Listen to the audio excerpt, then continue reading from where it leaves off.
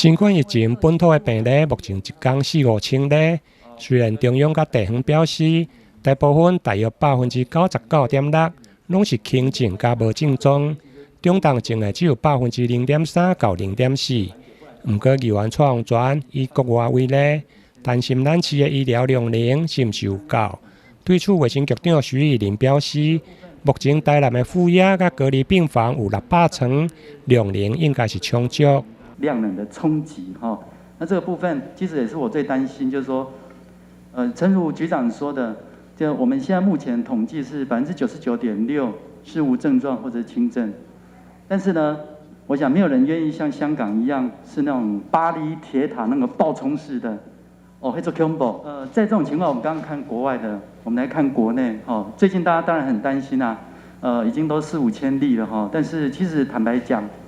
我们慢慢的去适应，跟慢慢的去适应说，因为打过疫苗，其实我们是不用太过紧张。一些轻状或是无症状的部分，其实我们是可以去面对的。但是你到底是要学中国，比如说上海那样的一个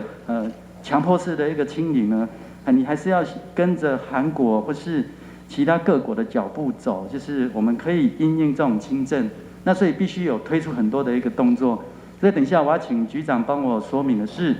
这样的冲击，我们目前的床位，我们的医疗会不会跟着崩溃？在医疗量能方面，如果照我们的数据，0.4到0.5% 的中重症的比率，我们台南市的预估可能需要的床位大概1200床。那1200床，我们现在的专责加我们的我们的那个负压隔离加 ICU， 其实是可以开到600床。那1200床不会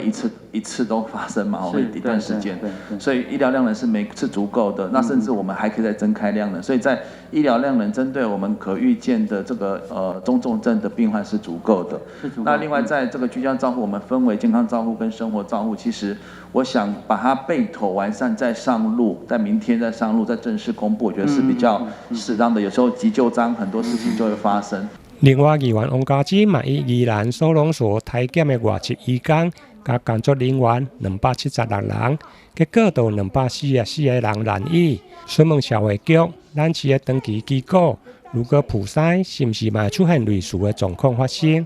对此，消费局甲卫生局长回应，因为长期照护的机构出入拢有一定的管控加作业的标准，以目前的状况比较较未发生。台南新闻引根采访报道。